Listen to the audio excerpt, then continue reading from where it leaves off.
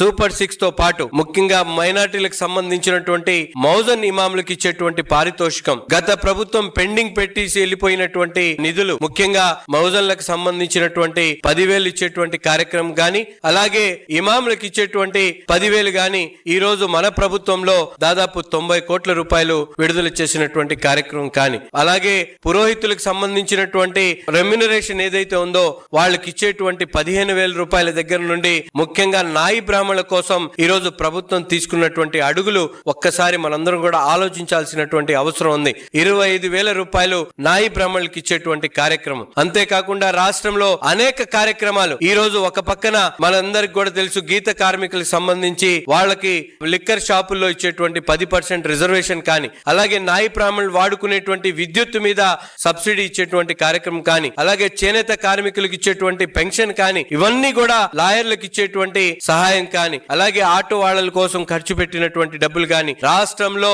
సంక్షేమం అంటూ ఆనాడు జగన్మోహన్ రెడ్డి గారు తన పరిపాలనలో పెట్టినటువంటి సంక్షోభం ఒక్కసారి గుర్తు తెచ్చుకోవాల్సినటువంటి అవసరం ఉంది. ఈ రోజు మన ప్రభుత్వం ఏర్పడిన తర్వాత సంక్షేమం అనేది ప్రతి ఒక్కరికి కూడా అందాల్సినటువంటి విధంగా కార్యక్రమాలు తీసుకొని 70,000 కోట్ల రూపాయలు ఈ రోజు రాష్ట్ర బడ్జెట్ లో సంక్షేమానికి పెట్టినటువంటి పరిస్థితులు ఒక్కసారి రాష్ట్ర ప్రజలు ఆలోచించాలని చెప్పి ఈ సందర్భంగా కోరుతా ఉన్నా.